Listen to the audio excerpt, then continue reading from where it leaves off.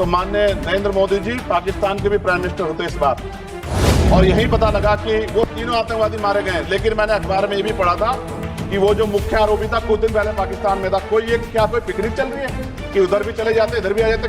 क्या है बॉर्डर पे ऐसा? इसका मतलब हमें खतरा है कि दोबारा भी हमला हो सकता है। पाकिस्तान अपनी हरकतों से बाज नहीं आ रहा है। ऑपरेशन सिंदूर में जो हमारे देश की सेना है उसने जो पराक्रम दिखाया, शौर्य दिखाया, उसके लिए उनको सैल्यूट करता हूं, जय भीम करता हूं। और पहलगाम हमले में जो निर्दोष हमारे नागरिक शहीद हुए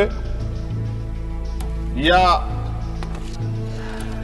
अन्य जो लोग उसके बाद सीज फायर के बाद जो शहीद हुए, उन सभी लोगों के लिए प्रार्थना करता हूं कि उनके परिवारों को कुदरत दुख सहने की शक्ति दे। महोदया, मेरे कुछ सवाल हैं सरकार से। क्या सरकार यह स्पष्ट कर सकती है कि आतंकियों को भारत क्षेत्र में प्रवेश और पहलगाम जैसे पर्यटन स्थल पर पहुंचने में किसने मदद की? क्या सुरक्षा एजेंसियों को इस हमले की पहले से कोई खुफिया इनपुट प्राप्त हुए थे? यदि हाँ, तो उन पर क्या कार्रवाई हुई? पहलगाम हमले में शहीद हुए नागरिकों और स्थानीय ड्राइवर माजिद खान के परिजनों को सरकार द्वारा क्या मुआवजा सहायता दिया गई?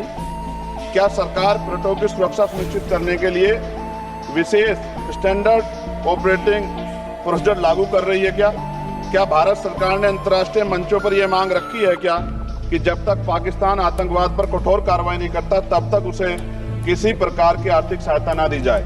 ऑपरेशन सिंदूर के बाद जब पाकिस्तान ने जवाबी हमले किए और 21 भारतीय नागरिक शहीद हुए, यहाँ तक कि हमारे गुरुद्वारों को भी निशाना बनाया गया, तब सरकार ने सीज फायर की अनुमति क्यों दी? क्या ये भारत की कूटनीति कमजोर नहीं दर्शाता? सभापति महोदया, मुजफ्फरनगर में हमारे जिला सचिव हैं भाई कामिल, उनके परिवार के 2 बच्चे भी इस हमले में शहीद हुए थे। क्या सरकार ये मानती है कि टीआरएफ द्वारा इस हमले में खासतौर पर हिंदू पर्यटकों को निशाना बनाना भारत में सांप्रदायिक द्वेष को बढ़ावा देने का प्रयास था? यदि हाँ, तो इसे रोकने हेतु सरकार ने क्या रणनीति बनाई? सरकार उस मुस्लिम पोंडी ऑपरेटर को क्या सम्मान देगी जिसने अपनी जान देकर तीर्थयात्रियों की रक्षा की? क्या उसे शहीद घोषित किया जाएगा? पाकिस्तान को हाल ही में आईएमएफ द्वारा $2 अरब से अधिक की सहायता राशि दी गई है। क्या भारत ने औपचारिक रूप से आईएमएफ और अन्य वैश्विक संस्थाओं के समक्ष आपत्ति दर्ज कराई है? क्या सरकार ने जांचा है कि आईएमएफ या अन्य विदेशी मदद का कोई हिस्सा आतंकवादी गतिविधियों में उपयोग तो नहीं हो रहा है? क्या सरकार ये स्वीकार करती है कि पहलगाम हमले में खुफिया तंत्र पूरी तरह विफल रहा है? यदि हाँ, तो कौन जिम्मेदार है और उसके विरुद्ध क्या कार्रवाई होगी? क्या सरकार स्पष्ट कर सकती है इतने भारी सुरक्षा प्रबंधों के बावजूद टीआरएफ जैसे आतंकवादी संगठन के सदस्य भारत में प्रवेश कैसे कर जाते हैं? क्या सरकार ये बताएगी पहलगाम जैसे संवेदनशील क्षेत्र में सुरक्षा समीक्षा अंतिम बार कब की गई थी और उसमें क्या कमियां चिन्हित की गई? प्रधानमंत्री जी ने इस हमले के बाद पहलगाम का दौरा क्यों नहीं किया जबकि देश भर में भावनात्मक उबाल था?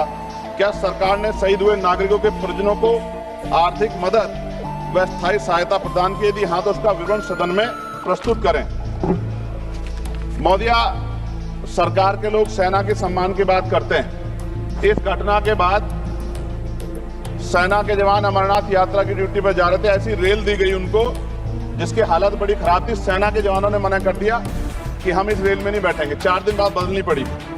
और सरकार के नेताओं की भाषा देखिए, कर्नल सोफिया कुरैशी के बारे में किस तरह के शब्द यूज किए गए, इन पे भी हमें चिंता करनी चाहिए।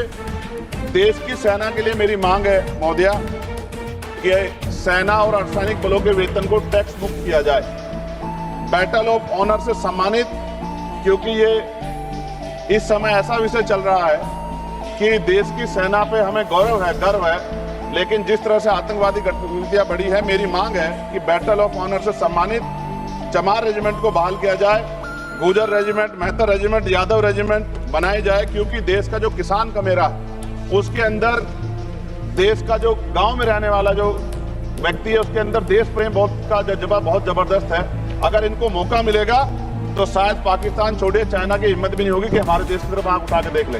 महोदया, बाबा साहब अम्बेडकर कहते थे हम प्रथम और अंत्य भारतीय हैं। भारत की आन पे जब आंच आती है तो जिस तरह इस बार प्रदर्शन हुआ, एकजुट रहा देश, सारा विपक्ष हो पक्ष सब एकजुट रहे, ऐसे हमें एकजुट रहना चाहिए। अगर हम एकजुट रहेंगे तभी हम आतंकवादियों से लड़ पाएंगे। महोदया, 1965, 71, 1999 के युद्ध में किसी भी अरब देश ने पाकिस्तान का साथ नहीं दिया था, लेकिन आज एक एक भी अरब कंट्री हमारे फेवर में नहीं खड़ी। क्या हमें अपनी फॉरेन पॉलिसी पे नहीं सोचना चाहिए कि ऐसा क्या हो गया कि हमारी राजनीतिक जो भारतीय की लोकल राजनीति है, इसके चक्कर में क्या हमारी फॉरेन पॉलिसी या हमारे मित्रों को के मन में पीड़ा तो नहीं पहुंच रही है? पाकिस्तान ने कहा और आपने मान लिया, और आपने सीज फायर का आज रक्षा मंत्री जी को मैंने सुना, उन्होंने कहा भाई, उन्होंने कहा कि महाराज हाथ जोड़ते हैं, छोड़ो, उन्होंने कहा और आपने मान लिया। लेकिन फिर उसके बाद 10 तारीख को दोबारा से जो है ड्रोन उड़े और 15 लोग शहीद हुए, 43 लोग घायल हुए।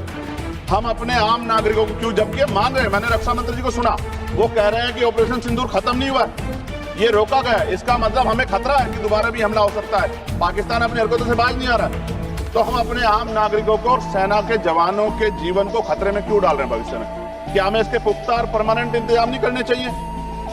जैसे अगर सरकार को, मैंने कई बार सुना सरकार के लोग अखंड भारत की बात करते हैं, इससे अच्छा मौका आपको काम मिलता। पीओके लेने के बाद हमारे उत्तर प्रदेश के मुख्यमंत्री बार बार कहते हैं कि चुनाव में कह रहे थे 6 महीने के बाद पीओके इधर होगा, सरकार बन की, जनता ने तो मौका दे दिया, कहाँ है पीओके, क्यों नहीं लेके आए इस बार आप लोग? तो पहली सीढ़ी तो इस बार ही चढ़ गए थे। जिस तरह से मीडिया ने माहौल बनाया था मोदिया, तो ऐसा लगा कि अगर देश की सेना ने जो हिम्मत जुटाई थी, सरकार मदद करती, तो माननीय नरेंद्र मोदी जी पाकिस्तान के भी प्राइम मिनिस्टर होते इस बार, इसी बार, और फाइनेंस मिनिस्टर बैठती है हमारी, ये पाकिस्तान की फाइनेंस मिनिस्टर होती। इस तरह के हालात बने हुए थे और ऐसा मौका चूकना ही नहीं चाहिए था।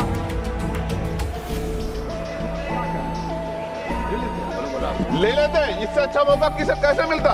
पूरा देश एकजुट था, मोदी मैं खत्म करूंगा, पूरा देश एकजुट था, इससे अच्छा मौका कहां था? लेकिन अब अमेरिका में बैठ के कोई देश के फैसले कर ले तो देश की गरिमा पे, संप्रभुता पे बहुत बड़ा हमला। इसको हमें समझना चाहिए, हमें समझना चाहिए किसी की हैसियत नहीं है। भारत दुनिया में इकलौता ऐसा देश है जिसका कोई मुकाबला नहीं कर सकता है। यहाँ का 140 करोड़ देशवासी एकजुट खड़ा है और सबको जवाब दे सकता है। मोदी, आज खत्म करते हुए कहूंगा, अमरनाथ की यात्रा आ रही है अगस्त के फर्स्ट वीक में, चल भी रही है, नहीं चल रही। अनुराग भाई, आपको बोलने का मौका नहीं दिया, आप ये नाराजगी मेरे ऊपर मत उतारो। आप लड़ो ना उनसे, आप लड़ो चेयर से, मुझे काहे क्यों करना। अमरनाथ की यात्रा खत्म होने वाली, सुरक्षा के पुख्ता इंतजाम होने चाहिए और दोबारा ऐसी कोई घटना ना हो। लेकिन अंत में महोदय मैं कहूंगा, आम लोगों की जान भी गई, क्या सरकार ने उन परिवारों को मुआवजा दिया? क्या उनके जीवन का कोई मूल्य नहीं, जिन्होंने अपने परिवार खोए, जिन्होंने अपना घर का बेटा, पति, घर का कमाने वाला को दिया? उनका भी तो अधिकार बैठता है। सरकार ने क्या मुआवजा दिया, इस बात की जानकारी भी सरकार को पटल पर रखनी चाहिए, सामने रखनी चाहिए। और अंत में मैं धन्यवाद दूंगा भारतीय सेना को और भारत के का जो प्यार है कि पाकिस्तान और आतंकवादियों के भरसक प्रयास था कि यहाँ सांप्रदायिकता का माहौल बन जाए, लेकिन देशवासियों ने समझदारी दिखाई। और कश्मीरियों को भी मैं बहुत धन्यवाद देता हूं कि उन्होंने कोशिश की कि किसी भी तरह से कश्मीर के ऊपर जो ये इतना बड़ा इल्जाम लगा है, ये इल्जाम में कश्मीरी शामिल ना हो और ऐसे आतंकवादियों पर सख्त कार्रवाई। पता लगा है कि महादेव, ऑपरेशन महादेव हुआ है और यही पता लगा कि वो तीनों आतंकवादी मारे गए। लेकिन मैंने अखबार में ये भी पढ़ा था कि वो जो मुख्य आरोपी था कुछ दिन पहले पाकिस्तान में था। कोई पिकनिक चल रही है कि उधर भी चले जाते, इधर भी आ जाते? क्या है बॉर्डर पे ऐसा? ये बताना चाहिए ना देश को। मैं आपका धन्यवाद करूंगा और भारत की महान सेना को मैं बधाई देता हूं, उनके लिए मंगल कामना करता हूं।